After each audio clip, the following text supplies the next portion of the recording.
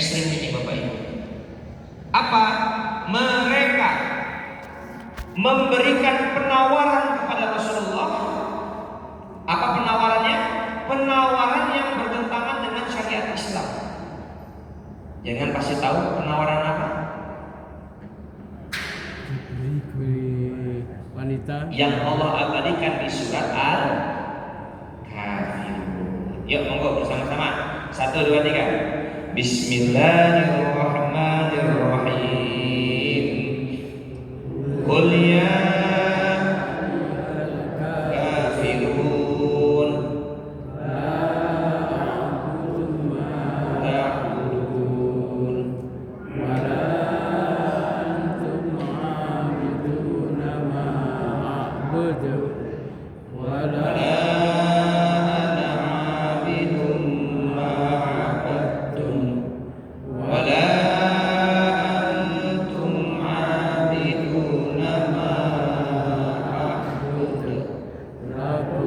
dinukum waliyadin.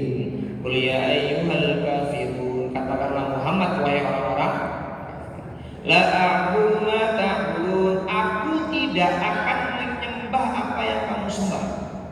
Wala antum 'abiduna ma a'bud, dan aku bukan penyembah apa yang kamu sembah. Dan aku tidak pernah menjadi penyembah apa yang kamu sembah, dan kamu tidak pernah menjadi penyembah apa yang kamu sembah. Lakum dinukum waliyadin, untukmu agamamu dan untukku agamaku. Jadi itu Rasulullah mohon maaf dicaci, dimaki, disakiti, difitnah, disebarkan dongeng-dongeng, masih gak dapat. Maka mereka menggunakan cara yang lain, yaitu memberikan penawaran kepada Rasulullah. Hei Muhammad, mbok yo gantian, aku menyembah Tuhanmu, kamu menyembah Tuhanku, sebentar aja. Bapak Ibu, orang kafir Quraisy itu melawan Islam, memusuhi Rasulullah itu dengan 1001 cara. Betul? Dari dicaci, dimaki, dongeng, sampai tukeran juga. Mereka itu memusuhi Islam dengan kreatif, dengan 1001 cara. Kita mau berdakwah tuh nggak mau kreatif, gimana? Jelas nih. Jadi orang kafir Quraisy saja itu melawan Islam, memusuhi agama Allah itu dengan kreativitas yang luar biasa, dengan 1001 cara. Maka kita dalam berdakwah, mereka tuh salah aja pakai 1001 cara, Bapak Ibu. Masa kita benar tidak mau menggunakan metode-metode yang betul tidak? Maka kita kalau berdakwah jangan mau kalah sama orang kafir. Kalau mereka dengan banyak cara, kita harus dengan banyak cara juga berdakwah itu. Jadi begini Bapak Ibu, kreatif itu ibarat, ini mohon maaf saya bahas makanan nggak apa-apa ya, pisang goreng. Do you know pisang goreng? Yes. Pisang goreng itu pisang digoreng pakai tepung, dijual di pinggir jalan, kena asap, kena debu. Paling mahal harganya 2.000. Namanya pisang goreng terbuat dari pisang. Kok ragu-ragu? Yang kedua, namanya lapis legit. Lapis legit ini dijual dalam toko, dikemas dengan bagus, packagingnya rapat, tokonya bersih, bahkan pakai AC. Jadi lapis legit ini nggak kena debu, nggak kena asap. Harganya paling mahal sampai 500.000. Namanya lapis legit, terbuat dari pisang. Betul tidak? Sama-sama pisang, harganya beda atau sama? Beda. Beda. Makanya at-thariqatu ahammu minal maddah. Metode, cara itu lebih penting daripada kurikulum, daripada tujuan, betul nggak? Lah jenengan tujuannya ngajak orang sholat, jenengan keluar di toang situ, yang tak sholat masuk neraka, sholat nggak orang-orang? Tapi jenengan tak terusir umumkan, yang rajin sholat, setiap sholat absen pakai sidik jari, nanti setiap bulan kita hitung yang paling rajin dapat door prize 1 ekor kambing kurban. Semangat ya? Tujuannya sama, tapi caranya beda. Jenengan itu anak masih kecil nyuruh sholat. Anak suruh udah besar nyuruh sholat. Ya kok sama? Kalau kita menggunakan metode yang pertama berhasil, alhamdulillah. Kalau nggak berhasil, maka cari metode yang lain. Betul tidak? Lo orang itu mau bermaksiat aja metodenya banyak, betul. Beli ini dapat gratis ini. Jangan mau kalah dengan metode-metode. Jadi orang itu bermaksiat itu kreatif, masa kita mau beribadah nggak kreatif? Bukan ibadahnya loh ya, tapi metode mengajak orang untuk ibadah. Jangan sholat kreatif, nggak boleh. Shallu kama ra'aitumuni. Iya, jadi ini sedikit ya, nggak semua. Bagaimana lika-liku dakwah Rasulullah Shallallahu Alaihi Wasallam. Karena kemarin saudara ini sudah kita bahas ya. Rasulullah pernah dilempari batu ya. Bahkan Rasulullah pernah, mohon maaf, lagi sujud dalam sholat ditumpahkan apa? Isi perut dari unta dan seterusnya. Kira-kira dakwah Rasulullah itu berat atau ringan? Berat. Mudah atau susah? Susah. Tapi itulah bagaimana kerjaan. Kamu izin saya pribadi kalau membahas Rasulullah ini ketika kita berdakwah, ya dakwah kita jadi ringan gitu. Ya kan Rasulullah berdakwah nggak di masjid senyaman ini yang ada AC-nya, yang karpetnya tebel betul. Lalu sahabat itu berdakwah, ikut ngaji sama Rasulullah itu sembunyi-sembunyi Bapak Ibu, betul. Kemarin kita bahas di pembahasan ketika hidayah menghampiri para sahabat. Dan ingat Allah Subhanahu wa taala berpesan dalam Al-Qur'an, fa inna ma'al usri inna ma'al usri,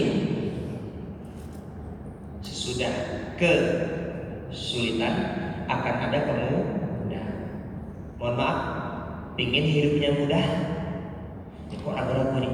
Pingin hidupnya mudah? Ingin. Siap susah? Oke, mungkin jenengan banyak yang sudah tidak muda begitu ya, alias atau gini deh, jenengan punya anak, punya cucu. Saya mau tanya, pingin gak anak cucunya di masa depan hidupnya mudah? Ingin. Kok ragu-ragu? Pingin tidak? Ingin. Sekarang saya mau nanya, hari ini anak cucu jenengan hidupnya mudah atau susah?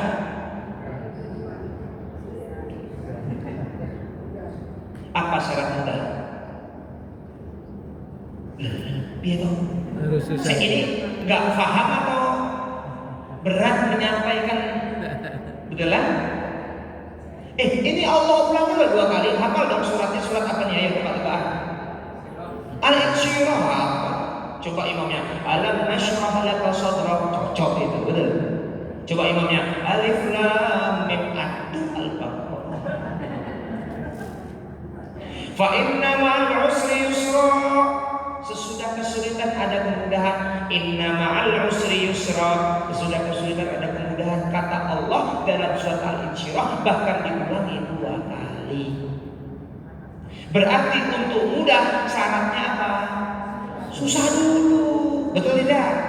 Lo jenengan itu lo cerita sama anak cucunya, dulu bapak ibu itu susah hidupnya, maka sekarang Allah berikan kemudahan, betul tidak? Semakin susah dulu, semakin mudah sekarang, betul tidak? Pertanyaan saya, jenengan pingin gak anak cucunya masa depannya mudah? Amin. Berarti jenengan pingin gak anak cucunya hari ini susah?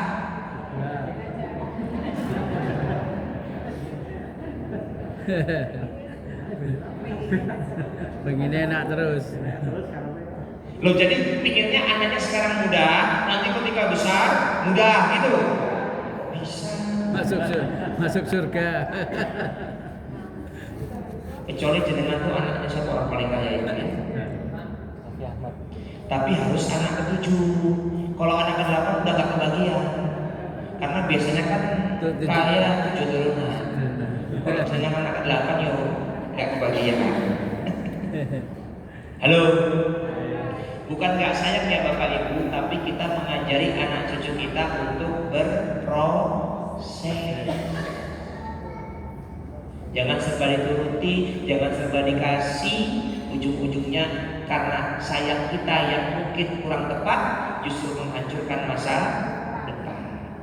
Banyak gak anak seperti itu?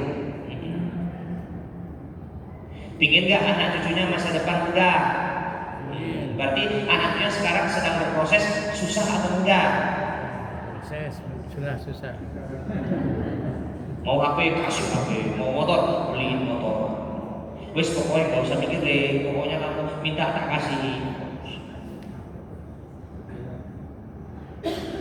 Dan kalau kita susah, gimana cara mendapatkan kemudahan? Wasta'inu bis-sabri was-sabar. Ada dua Bapak Ibu. Satu apa? Sabar. Yang kedua, sabar. Pertama apa? Sabar. Yang kedua, sudah sabar belum? Atau dikit-dikit? Kalau ada masalah, marah atau sabar? Yang kedua apa? Sholat. Dan ini bukan hanya sholat lima waktu Bapak Ibu, sholat sunnah juga. Lo jangan ada hajat, ya sholat sunnah hajat, betul nggak? Halo.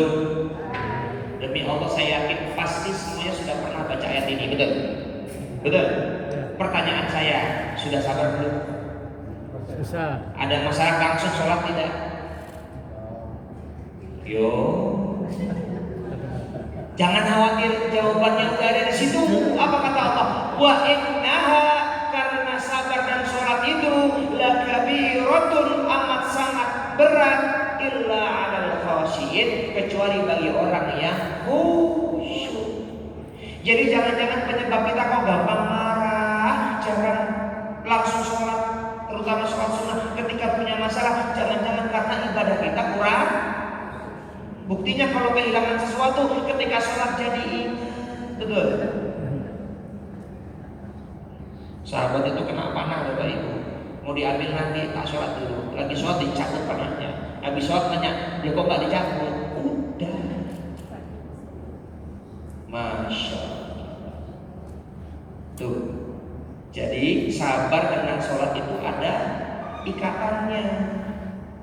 Orang yang gak sabar biasanya sholatnya juga tidak khusyuk.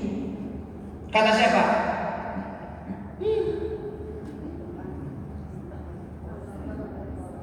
Betul tidak? Insya Allah. Sama syukur ayah Bapak Ibu. Nih gak percaya kita buka. Udah 5 menit lagi, 1 menit lagi ya. Hunalika da'a Zakaria rabbah, qala rabbi habli min ladunka dzurriyyatan thayyibatan innaka sami'ud du'a. Nabi Zakaria itu adalah nabi yang puluhan tahun gak punya anak. Maka apa yang dilakukan Nabi Zakaria? Qala rabbi habli min ladunka dzurriyyatan thayyibatan innaka sami'ud du'a. Nabi Zakaria berdoa kepada Allah agar diberikan keturunan. Fanadatul malaikah, dan datanglah malaikat memanggil Nabi Zakaria.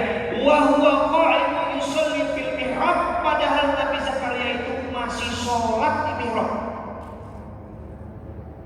Jadi bahkan belum selesai sholat, masih sholat qa'imun, masih berdiri fil mihrab. Sholat berdiri sambil sholat sambil berdiri di mihrab. Jadi belum selesai sholatnya, malaikat sudah jawab doa Nabi Zakaria, Annallaha yubashshiruka bi Yahya. Allah memberikan kamu anak, bahkan namanya bukan dari Nabi Zakaria, tapi dari Allah. Namanya siapa? Ya. Musaddiqan bil kalimati minallahi wa sayyidul dan seterusnya. Jadi Bapak Ibu, wasta'inu bis-sabri was-shalah itu bukan untuk kita saja, bahkan para nabi pun demikian. Makanya salah satu tempat mustajabnya doa, waktu mustajabnya doa adalah di belum selesai sholat ini, di mana? Jangan sembarangan tapi di sujud terakhir saat sholat. Itu boleh doa, tapi selain itu jangan, ya. Karena Rasulullah tidak menyontohkan seperti itu. Yang Rasulullah contohkan adalah doa di sujud terakhir. Tapi tolong diusahakan jangan panjang-panjang, apalagi di sholat wajib, apalagi jenengan lagi jadi imam. Takutnya dikira husnul khotimah. Dikira mengakhiri. Termasuk yang jadi makmum. Imam sudah hampir salam baru berdiri. Jangan. Maka kalau mau bacaan doa yang panjang di sujud akhir, kalau bisa di sholat sunnah. Itu mau panjang sampai batuknya merah ya apa-apa. Tapi jangan ketika boleh nggak ketika boleh, tapi jangan lama. Nanti dikira husnul khotimah juga itu sama. Imamnya udah salam masuk sujud. Itu kayak Bapak Ibu, maka setelah kesulitan Rasulullah, maka ada kemudahan. Apa kemudahannya? Hamzah paman Rasulullah masuk Islam. Sudah kita bahas di 4 minggu yang lalu. Siapa lagi yang masuk Islam? Umar bin Khattab. Nah itulah bagaimana dikali dakwah Rasulullah. Dan insya Allah di pertemuan selanjutnya kita masuk ke materi selanjutnya, yaitu apa? Peristiwa Isra Mi'raj. Kalau soal orang bilang sabar ada batasnya. Sabar ada batasnya. Sabar itu ada batasnya. Iya, sabar itu ada batasnya. Tapi kita tidak perlu menentukan batas kesabaran kita. Betul tidak? Itu ya Bapak Ibu. Kurang lebihnya mohon maaf. Guru Irian, Guru Cendrawasih, cukup sekian.